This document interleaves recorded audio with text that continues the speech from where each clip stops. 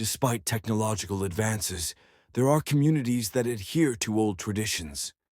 Groups such as the Amish in the United States of America create their own closed communities. However, even the partial isolation they maintain does not guarantee the protection of the group members, as happened in our current story. In the countryside near Lancaster, Pennsylvania, lies a small community of about 400 people called Bird's End Hand. Time stands still here, with horse-drawn carriages still running through the streets and the land being farmed without machinery. It is one of the most famous Amish communities in the United States. These people try to completely avoid modern technologies of electric cars. Instead, they still use gas lamps, wood stoves, even sew their clothes with their own hands. Their lives are based on faith, humility, and community. They have large families, teach their children to work from an early age, and work hard. On Sundays, the Amish gather in church for worship, which can last for hours.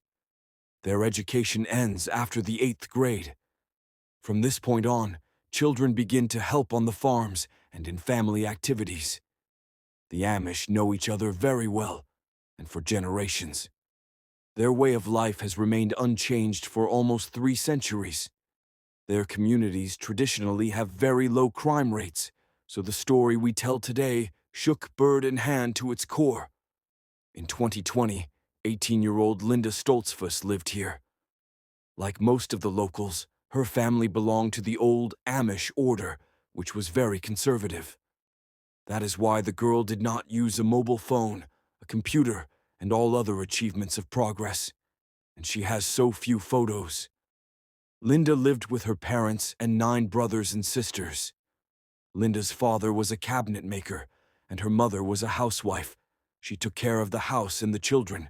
The girl's life was focused on discipline, humility, and detachment from the outside world. By the age of 18, Linda was a perfect reflection of her community, a simple, modest, thoughtful girl, devoted to her family and faith. She helped other children in the community who had difficulty in their studies, tutoring completely free of charge. In addition, the girl already worked part-time at the local food market, located near her home. Linda had many friends among other young people in the community, but by the age of 18 she had never had a boyfriend. However, this was common among the Amish. Linda was active in the church and was a member of the youth group. She was described as a very sweet, quiet girl who never raised her voice. Her presence was calming. She was a descendant of Christian Stoltzfus, a German migrant who had arrived and helped establish the Amish settlement in the early 1700s. His descendants were farmers, craftsmen, thrifty, and reliable. Linda was proud of her heritage. Sunday, June 21st, 2020, was a normal day for the local community. As usual, Linda woke up before sunrise, washed herself, and put on her previously prepared clothes for church. It was a traditional day for the Amish community. Sunday is considered sacred for them. It is intended for rest. At this time they walk, reflect on faith, communicate with other members of the community, study the Holy Scriptures. Sunday service was to be held in a church located near Linda's house. The girl had to walk along a familiar route. The path was located between fields and picturesque groves. It was a little-known path, along which only horse-drawn carriages occasionally passed, not to mention cars. The girl got to the place of worship early in the morning.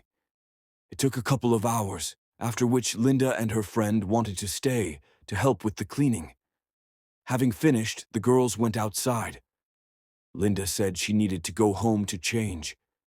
She also wanted to take home a dessert she had baked the night before for a youth group she was meeting with. Her friend watched Linda go, not suspecting that she would never see her alive again. Several hours passed, and it was early evening. The Stoltzfus family gathered around the kitchen table for dinner, but Linda was nowhere to be found. However, This seemed to be the usual thing, as the congregation's youth group could stay late into the evening. The girl often returned only after sunset. The crime rate in the community was close to zero, so no one paid attention to the girl's delay. By 11 p.m., when the parents still had not received any news from their daughter, they began to worry. Her father entered the girl's room, saw that her church clothes were nowhere to be found, and the dessert was still on the table. Knowing his daughter's habits very well, the man realized that she had not returned from the morning service, had not changed her clothes, and had not taken the dessert. This already looked alarming. The father became worried, took a flashlight, and went looking for Linda along the girl's usual route, shouting her name. This is how he got to the place where the church youth group often worked. The boys and girls still hadn't gone home, but they only confirmed the father's fears. Everyone saw Linda at the church service in the morning, but she never came to meet them after that. Her friends decided that the girl simply stayed at home. They could not check their guesses due to the lack of means of communication. Now everyone became worried when they heard that the girl never returned and no one saw her. At 2:30 a.m., the missing girl's father went to the police to report his daughter missing. One of the police officers immediately arrived at the family's home, where he was told in detail that the girl had been at the morning service, left the church at around 12:30 p.m., and walked home. No one had seen her since then, and she was planning to come to the church youth group later, which never happened. They gave a detailed description of the girl's clothing: a light brown dress, a white apron, and a dark headscarf. The search began at night before dawn. Law enforcement officers began to inspect the surrounding area, talk to neighbors, family members, and church parishioners. A friend told me that she was with Linda after the service. She walked the girl home barefoot, carrying her shoes in her hands. This was a common practice when it was warm and dry. Linda had to follow the beaten path that all the local Amish used. It was always quiet and safe here. Strangers were not encountered here. Her father carefully checked this direction in the evening hours, but he found nothing. However, it was too dark to see anything. The next morning, the farmland of Bird and Hand became the scene of numerous search parties. Rumors of the disappearance of the 18-year-old girl spread throughout the area. The close-knit community responded immediately. As soon as people heard that a local woman had gone missing, they immediately went out to look for her. Even representatives from communities living far from the city arrived. They all carefully combed the endless cornfields and plains. The territory was a rugged area with numerous streams, small rivers, tall bushes, and fields. Law enforcement agencies paid special attention to the study of barns and abandoned sheds, as well as overgrown paths. Despite all the measures taken, even by the end of the day, Linda could not be found. Now the police had to step up their efforts. The section of the road leading from the town to the highway was closed. At 6:30 p.m., 15 men on horseback set out to explore the inaccessible areas of Bird and Hand. Police were then called in with specially trained dogs. Even then, no trace of Linda could be found until sunset. That evening, the community gathered again, but this time not to search, as it was too dark. All concerned began to pray for the girl's salvation. Linda's family then created a social media page, which was used to coordinate efforts and share news. In emergency situations, the Amish could use technology, and this was one of them. They asked for calm and compassion, and to avoid speculation, as they did not want rumors to darken the already disturbing events. Naturally, everyone continued to hope that Linda would return soon, but some members of the community had little faith in this. People knew that the Amish girl couldn't just up and go somewhere. Those who knew Linda well knew that this was not like her. However, there were suggestions that she had decided to abandon her usual way of life and succumbed to the allure of technology and the outside world. However, the closest circle of the missing woman did not believe it. People understood that Linda could not have done this. She never had a mobile phone, a computer, or even a boyfriend. She didn't even seem to care. Leaving for an unknown destination without telling anyone where she was going was something unthinkable for Linda. The girl was happy with her life, expecting a missionary trip. She loved her family. She was not depressed, and Linda was on good terms with everyone. There was no reason to run away. On the second day of the search, the Federal Bureau of Investigation was involved. By this point, the story of the missing Amish girl had spread beyond the community. She began to attract more and more attention from residents of other American cities located near Bird's End Hand. However, there was no progress. Days passed, a week passed, and the Stoltzfus family still did not know what had happened. Concerned people constantly contacted the police, stating that they had seen Linda in some city, in some car, in the company of some young people. But all these leads turned out to be difficult. After some time, the police decided to change their approach. They turned to the public of neighboring cities. They wanted to talk to people who were on the street between 12 and 16 o'clock on that fateful day. This was necessary to cross out a number of areas and narrow the search area where Linda could have been spotted. Time passed, and the emotional tension in the community only increased. Every night, people gathered for prayers dedicated to the girl. The FBI recreated an image of Linda, suggesting what she might look like in a modern image with ordinary clothes. This could help find her if the girl really left her community. However, this also led to nothing. After that, the FBI offered a reward of $10,000 for any information that would help find Linda. By this time, law enforcement agencies no longer doubted that the girl had been kidnapped or even murdered. They were already thinking about what else to do to increase the effectiveness of the operation when an unexpected tip came. A local resident remembered something interesting.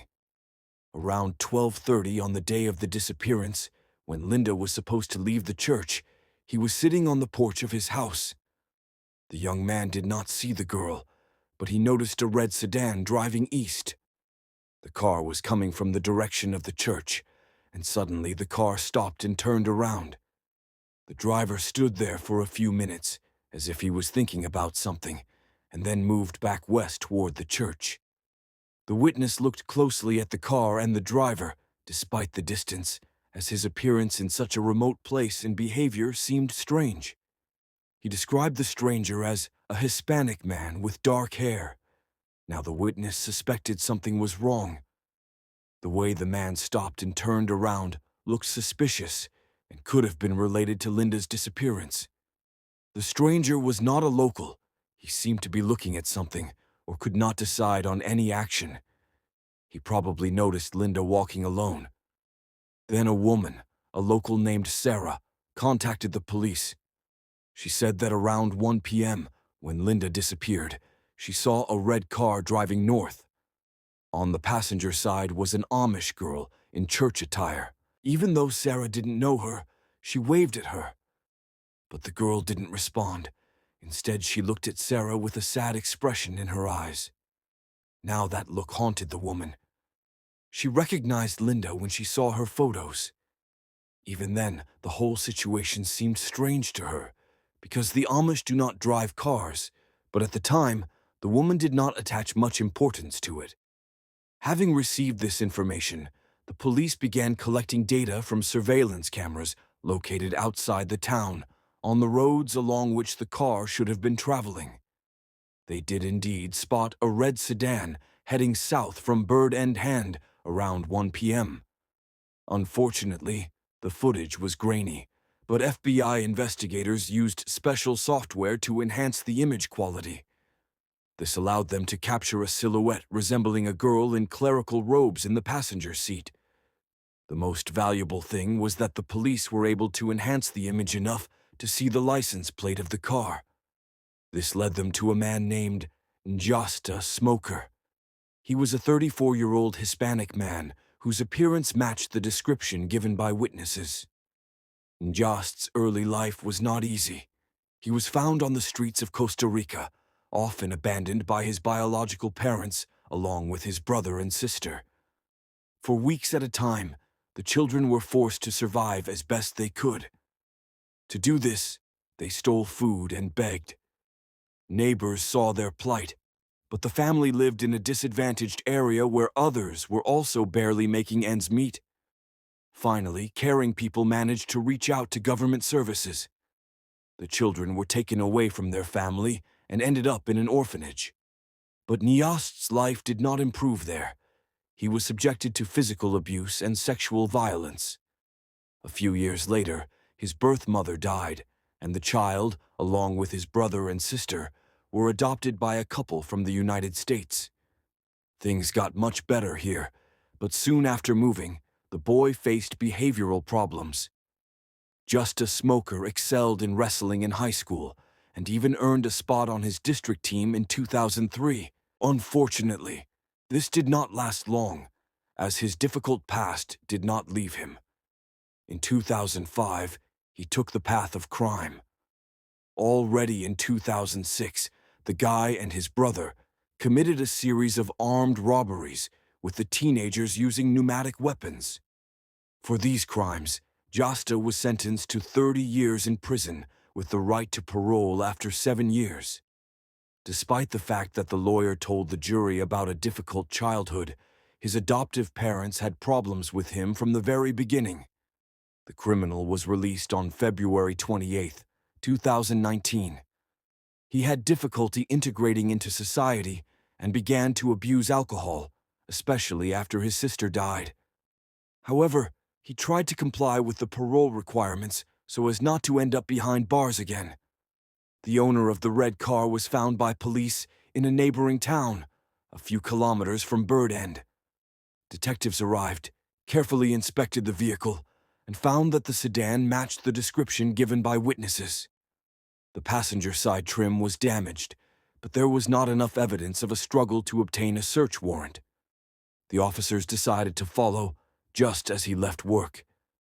That same evening, they managed to find out where he lived.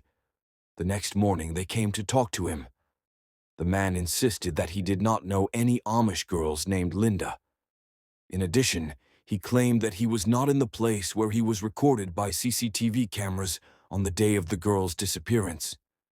From that moment on, it became obvious that Jasta was not lying for no reason. Suspicions were only confirmed, but so far indirectly.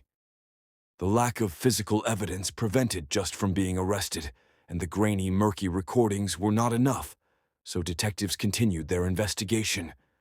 Within 24 hours, another grainy recording, made some time after the previous ones, fell into the hands of law enforcement. The quality had also been improved.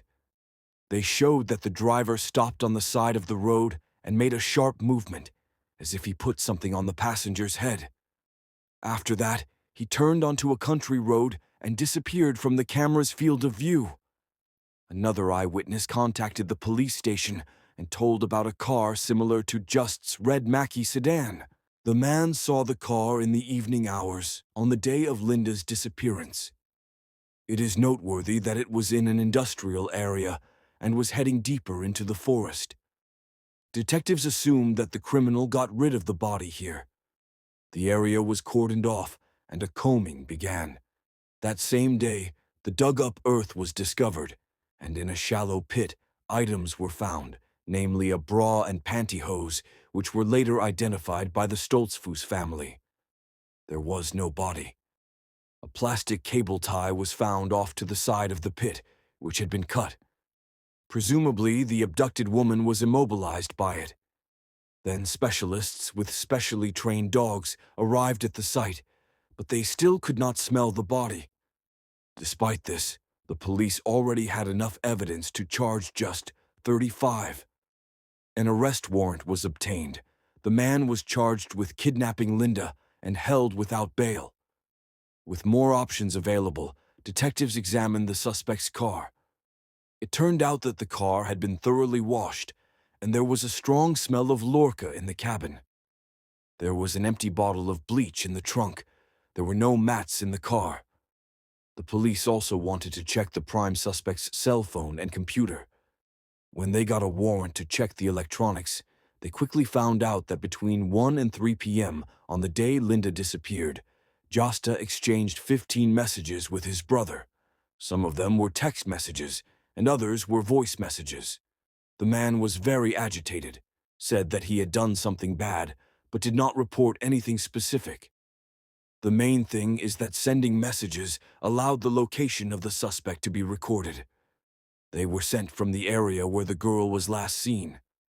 Further geolocation checks allowed us to track all of Just's movements. The car was captured driving to an isolated mountainous area. It was a place with many ravines, dense undergrowth, and virtually deserted. By analyzing the movements and activities before and after the abduction, investigators came to a chilling conclusion. It appeared that Josta was targeting the Amish community. He would often visit the area for no apparent reason. He spent hours standing still or driving around. Detectives believed Josta was a predator and targeted Amish girls because they were easy prey. There are virtually no cameras in the area and few residents. Girls are more vulnerable and will not be able to fight back. Hours before Linda's abduction, Josta bought alcohol, disposable gloves, and shoelaces at Walmart. He probably prepared for the attack in advance. These items were never found in the suspect's home. Also, the clothes he wore on the day Linda disappeared were not found in his home. It seemed he got rid of all these things. These assumptions were soon confirmed. The police found out that Josta had visited a car wash after Linda's disappearance. According to the camera footage, before the car wash, he drove up to the trash cans and threw something away. He probably got rid of his clothes and changed. There were no passengers in his car at that time. The car wash workers remembered Just and said that the driver washed the car very thoroughly. He paid special attention to cleaning the interior, which looked unusual. When word got out about the red car, more and more women from these communities started coming to the station, telling stories about an unknown man in a red Kia. Some shared creepy stories about how an unknown man followed them along secluded roads when the women were alone. Investigators were already sure that Linda was dead. The girl's belongings were found buried far from her hometown. There were no transactions on her bank account. At a press conference that was devastating for the Amish, the Stoltzfus family's hopes were finally dashed. Law enforcement officials said they were searching for the girl's body. Crimes against the Amish were not uncommon. In fact, it was not uncommon for people from the outside world to commit property crimes against Amish communities. However, Linda's disappearance and presumed murder was something far more sinister. Bird Anhand was thrown into a state of panic. People stopped walking alone, even implemented a support system. Now at least one male member of the community had to be with the women at all times. Many supported the Amish. In a show of solidarity, more than 1,000 people gathered for a prayer bike ride to support the grieving family.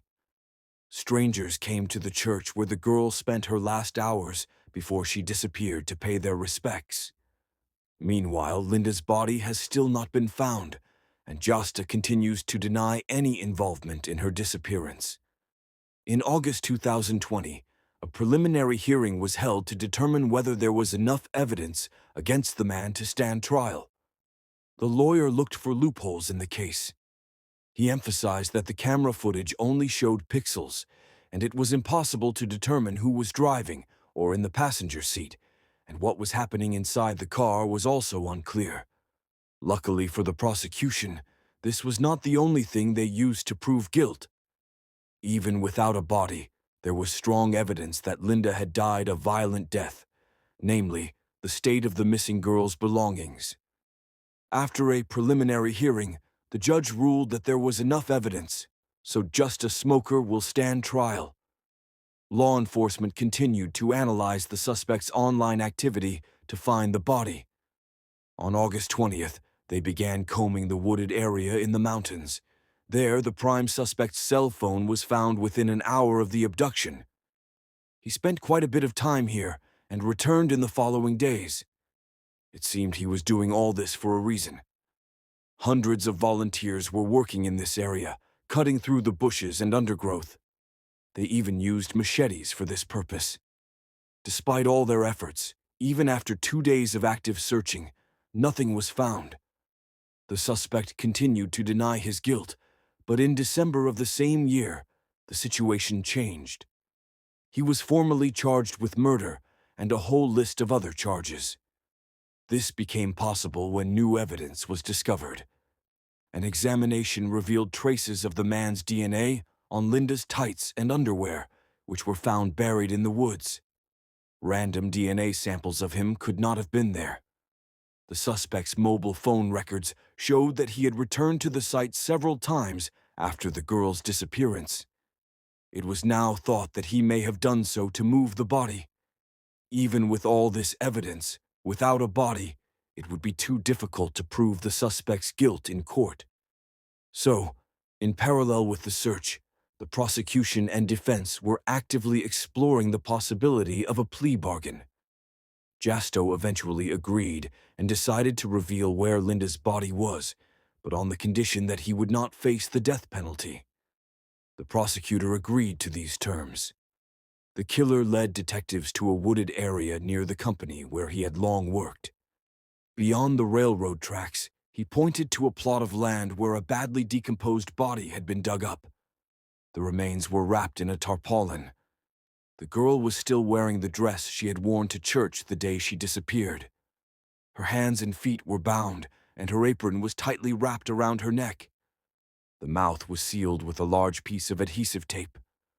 The killer admitted that he initially buried her near the place where the buried items were found. But when information about the girl's disappearance leaked to television, he decided to change the burial place and moved her here. If it hadn't been for his confession and location, the body might never have been found. According to the sub-medical examiner, Linda had been strangled and also stabbed in the neck while still alive. Injuries consistent with rape were also found. According to the reconstruction of events, just a smoker killed the girl within a few hours.